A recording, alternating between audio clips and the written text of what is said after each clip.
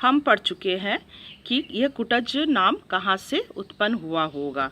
तो शायद यह गिरिकूट में होने के कारण, पैदा होने के कारण कुटज नाम पड़ा होगा, या अगस्त्य मुनि के नाम से भी यह कुटज नाम आ सकता है। कहा जाता है कि अगस्त्य मुनि का जन्म घड़े में हुआ है। कुटज यानी घड़े को भी कुटज कहा गया है, घर को भी कुटज कहते हैं, शायद वहाँ से भी नाम आया होगा।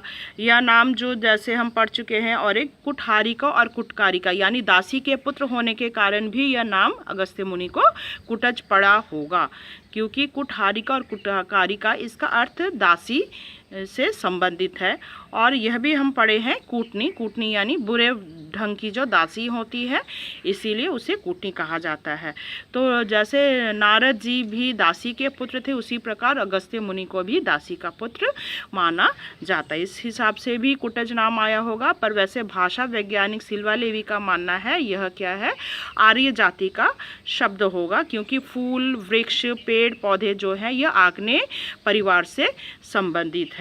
और फिर आगे कहते हैं कि यह शायद संस्कृत से भी शब्द आया होगा, क्योंकि यह सर्वग्रासी भाषा है। इसके बाद हम आगे पढ़ेंगे। आप लोग पेज नंबर 7 खोलिए। यह जो मेरे सामने कुटज का लहराता पौधा खड़ा है, लेखक के सामने, लेखक अभी खड़े, सामने पेड़ लहरा रहा है, वह नाम और रूप दोनों में अपनी अपराजय जीवनी शक्ति की घोषणा कर रहा है। तो ये पेड़ जो है अडिग खड़ा हुआ है, इसलिए यह इतना आकर्षक है। वहाँ पर और कोई पेड़ पौधा नहीं पनपता, इसलिए यह बहुत ही आकर्षक लग रहा है। पूरे पाषाण मतलब शिवालिक रेंज जो है, शिवालिक श्रृंखला, वहाँ पर और कोई पेड़ पौधे नहीं है। नाम है कि हजारों वर्ष से जीता चला आ रहा है। ये जो कुटज नाम है, यह हजारों साल पहले से चलते आ रहा है। कितने नाम आए और गए। कुछ नाम तो ऐसे होते हैं जो आते हैं और जाते हैं, जिनका उतना महत्व नहीं है इस संसार में, उसको सब लोग भूल भी जाते हैं। पर जो दूसरों के लिए कुछ करते हैं, उनका नाम आजीवन अमर रहता है। दुनिया उनको भूल गई, वे दुनिया को भूल गए, मगर कुटज है कि संस्कृत की निरंतर सफियमान शब्द राशि में जो जम के बैठा सो बैठा ही है। और रूप की तो बात ही क्या, रूप की बात छोड़िए, बलिहारी इस मादक शोभा की। तो यह जो शोभा है, मतलब कुटज वृक्ष की जो शोभा है, उसके बारे में हम पढ़ते हैं। चारों ओर कुपित यमराज के दारुण निश्वास के समान धधकती लू में यह हरा भी है और भरा भी है।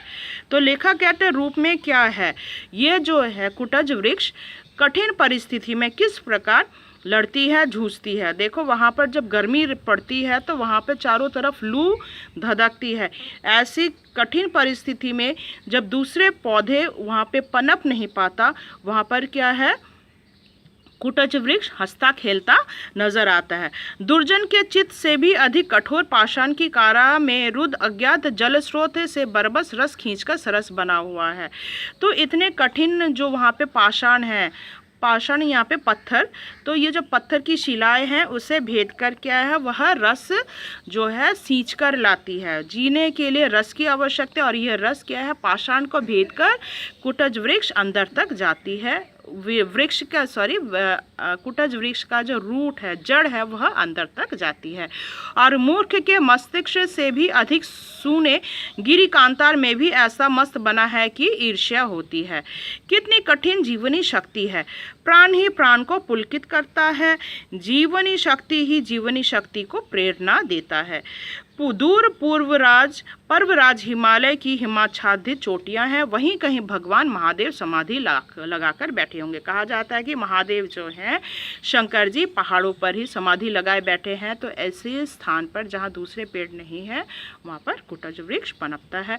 नीचे सपाट पथरीली जमीन का मैदान, नीचे भी क्या, सिर्फ पथरीली मैदान है, वहां पर भी निचले हिस्से में भी कोई पेड़ पौधे नहीं है। कहीं कहीं पर्वत नंदिनी सरिताएं आगे बढ़ने का रास्ता खोज रही हैं। कहीं कहीं छोटी मोटी जो झरने हैं, नदी हैं, वह आगे बढ़ने की कोशिश कर रहे हैं, मगर पत्थरों से टकरा जाती है। बीच बीच में क्या है, चट्टानें हैं, और इन चट्टानों से टकराती हुई नदियां जो हैं वह आगे बढ़ने की कोशिश करती रहती हैं।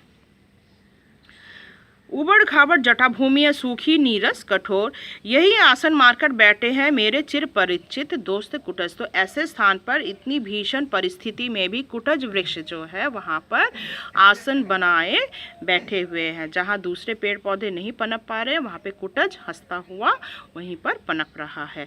एक बार अपने झबरीले मूर्धा को हिलाकर समाधिष्ठ महादेव को पुष्प स्तंभ का उपहार चढ़ा देते हैं और एक बार नीचे की ओर अपनी पाताल भेदी जड़ों को दबाकर गिरि नंदिनी सरिताओं को संकेत से बता देते हैं कि रस का स्रोत कहाँ है।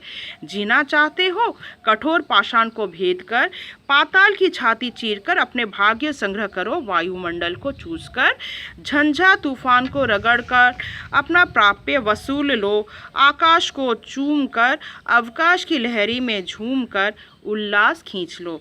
तो लेखक कहते हैं अगर जीना है, यह संसार बहुत कठिन है, अगर जीना है तो तुम्हें इस संसार के कठिन परिस्थिति के साथ जूझ कर लड़कर अपने आप को आगे बढ़ते रहना है, हार नहीं मानना चाहिए। यही शिक्षा हमें क्या है, हमें कुटज वृक्ष से मिलता है। ठीक है, तो ये बहुत ही इंपॉर्टेंट लाइन है, अंडरलाइन करना हो लॉन्ग क्वेश्चन के लिए। कठोर पाषाण को भेद कर पाताल की छाती चीरकर अपने भोग्य संग्रह करो। ठीक है, तो कठिन परिस्थिति में भी कहाँ से तुम्हें जीना है वह लाइन तुम्हें खुद ढूंढना पड़ेगा। जिस प्रकार कुटज वृक्ष क्या है, वह वहाँ पर जहाँ दूसरे वृक्ष नहीं पनप पाते वहाँ पर वह क्या करता है, अपना भोग्य सींच लाता है।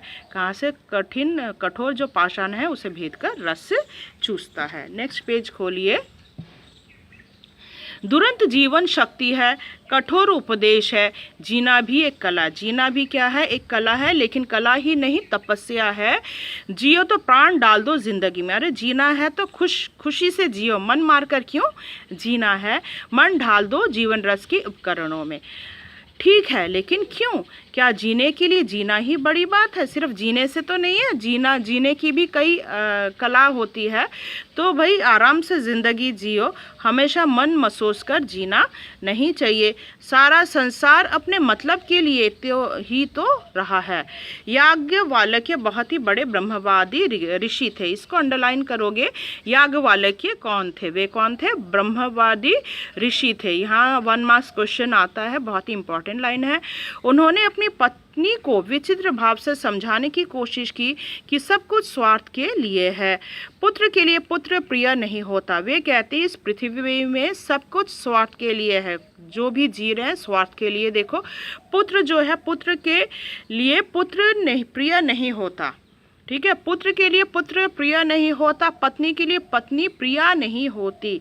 तो यहाँ पे माता पिता के लिए पुत्र जो है वह भी स्वार्थ के लिए है, पति के लिए पत्नी भी स्वार्थ के लिए है। सब अपने मतलब से जीते हैं, अपने मतलब के लिए प्रिय होते हैं, अपने स्वार्थ के लिए इनकी आवश्यकता होती है। आत्म नस्तु कामाय सर्व प्रियं भवति। विचित्र नहीं है यह तर्क, पर यह बहुत ही कठिन सत्य है। संसार में जहाँ कहीं प्रेम है, सब मतलब के लिए। जो भी प्रेम है वह मतलब के लिए है। 2 दिन का प्रेम और उसके बाद ही पता चलता है सभी क्या है, स्वार्थ के लिए है।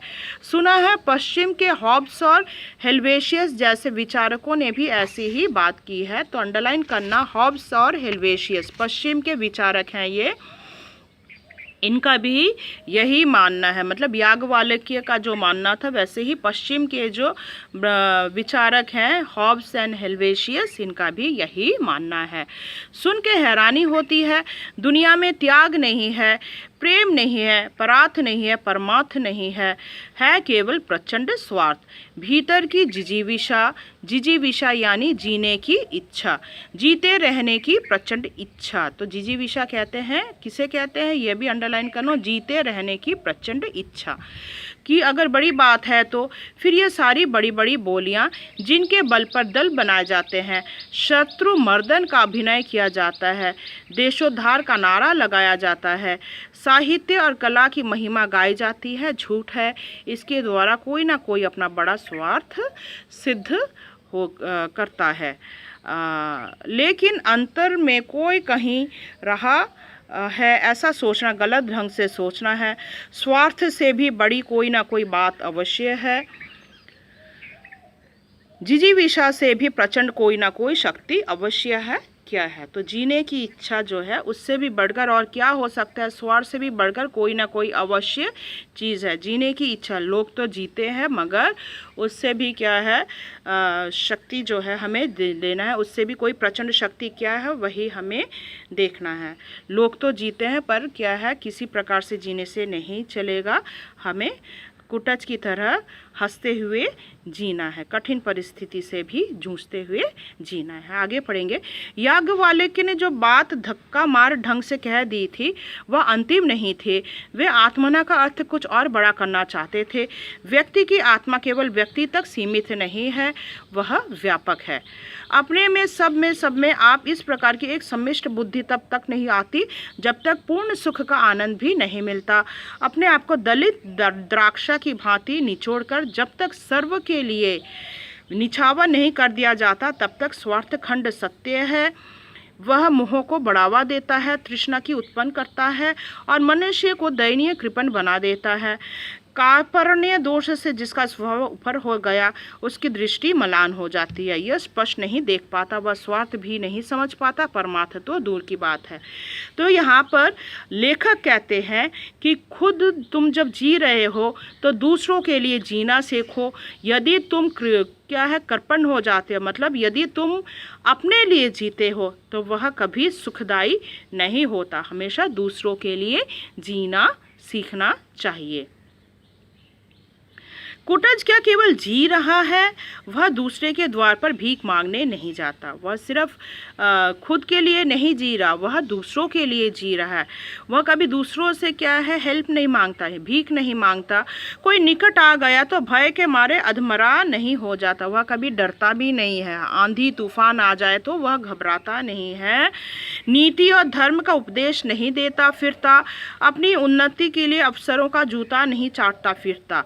तो वह क्या है, दूसरों की चाटुकारिता। हमें भी वही कहते हैं, कुटज वृक्ष से हमें प्रेरणा मिलती है कि हम जब जीते हैं तो हमें कभी भी दूसरों की चाटुकारिता नहीं करनी चाहिए, दूसरे के तलवे नहीं चाटने चाहिए। दूसरों को अवमानित करने के लिए ग्रहों की खुशामद नहीं करता, वो दूसरों की खुशामद नहीं करता। हमें भी क्या है यही प्रेरणा मिलती है कि दूसरों की खुशामद नहीं करनी चाहिए। आत्मोन्नति हेतु नीलम नहीं धारण करता, अंगूठियों की लड़ी नहीं पहनता। तो क्या वह अंगूठियाँ, मतलब लोगों को क्या है सोचते हैं ये अंगूठियाँ पहन ले तो हमारा ज़िंदगी सुविधाजनक हो जाएगा।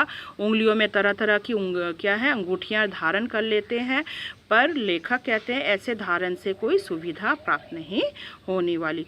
दांत नहीं निपोड़ता, बगले नहीं झांकता, वह कभी दूसरों के घर में क्या, मतलब कहने का अर्थ है, लेखक कहते हैं हमें कभी भी दूसरों के काम में नाक नहीं देना चाहिए। मतलब क्या है, बगले झांकना, दूसरों के बातों में दखल देना। तुम अपने काम से मतलब रखो, दूसरे क्या करते हैं, आसपास के लोग क्या कर रहे हैं, इस पर ध्यान मत दीजिए। अपने काम करते रहिए और आगे बढ़ते जाइए। जीता है और शान से जीता है, काहे वास्ते, किस उद्देश्य से। तो वह क्या है, पेड़ जो है काफ़ी शान से जीता है, उसे दूसरों से मतलब नहीं है, दूसरे क्या कर रहे हैं उससे उन्हें कोई मतलब नहीं। कोई नहीं जानता मगर कुछ बड़ी बात है, स्वार्थ के दायरे से बाहर की बात है। भीष्म पितामह की भांति अवधूत की भाषा में कह रहा है, चाहे सुख हो या दुख, प्रिय हो या प्रिय, जो मिल जाए उसे शान के साथ हृदय से बिल्कुल अपराजित होकर सोल्लास ग्रहण करो, हार मत मानो।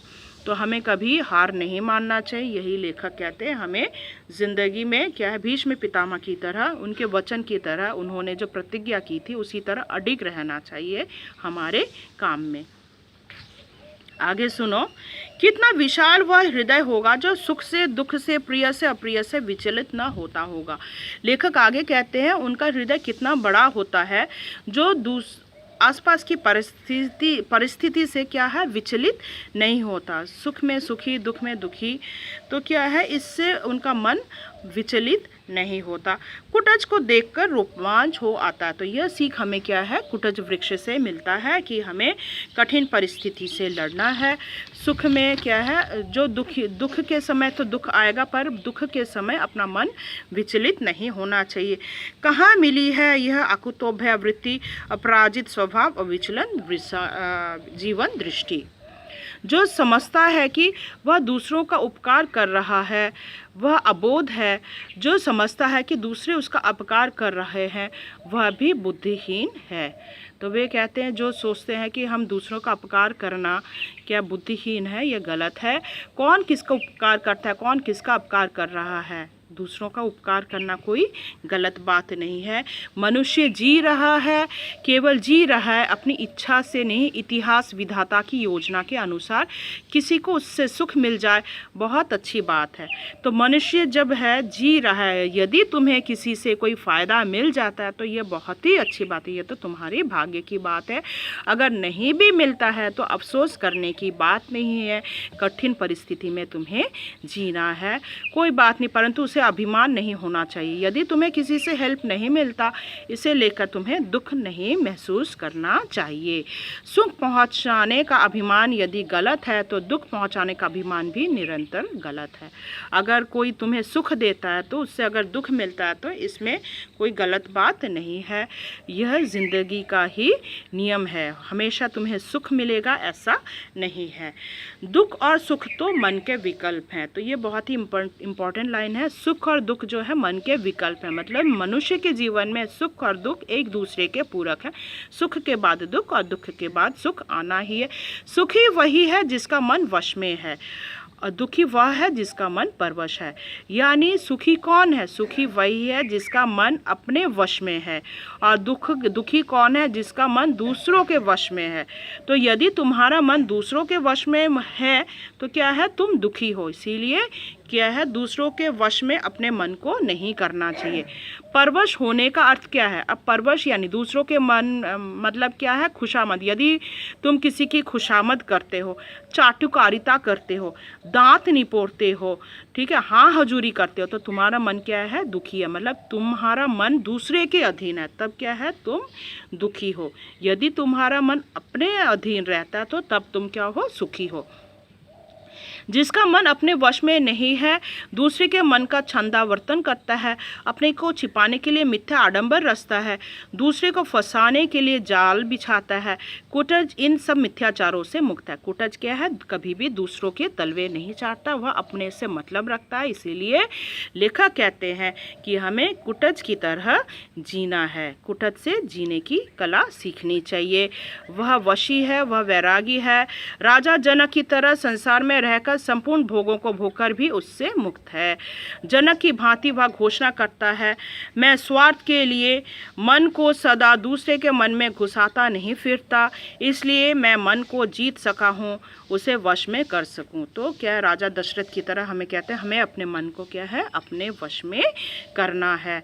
कुटज अपने मन पर सवारी करता है। कुटज वृक्ष जिस प्रकार अपने मन में सवारी करता है, मन को अपने में सवार नहीं होने देना चाहिए। हमेशा हमें क्या है? मन को कभी हमारे ऊपर सवार नहीं करना चाहिए।